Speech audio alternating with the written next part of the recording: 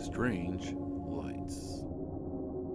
Mike looked up to the sky as he drove along Country Road 135. That's just a plane. That's not a plane, Rachel shot back. Keep following it.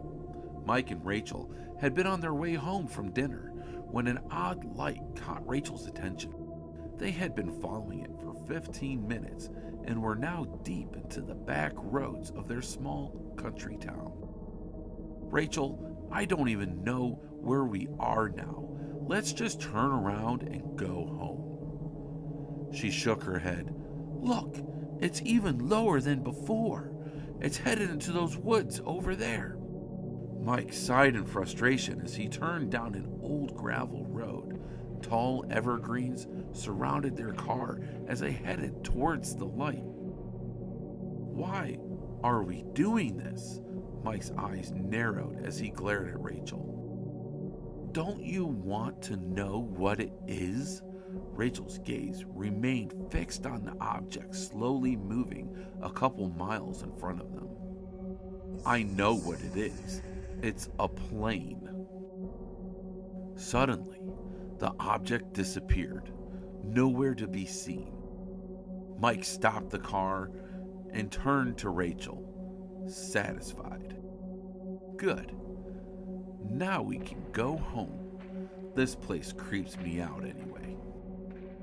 Then suddenly, the radio started to buzz.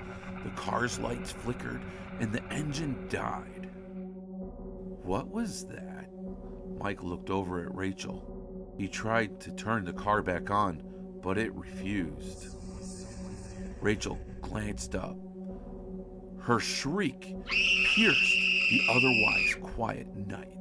In front of the car stood a pale white being. Its black oval eyes shined in the moonlight. Slowly, it walked around the side towards Rachel's window. Blue light illuminated the forest as a huge spacecraft emerged from the trees and hovered over the car. Mike and Rachel were paralyzed. They couldn't move, and they could no longer scream.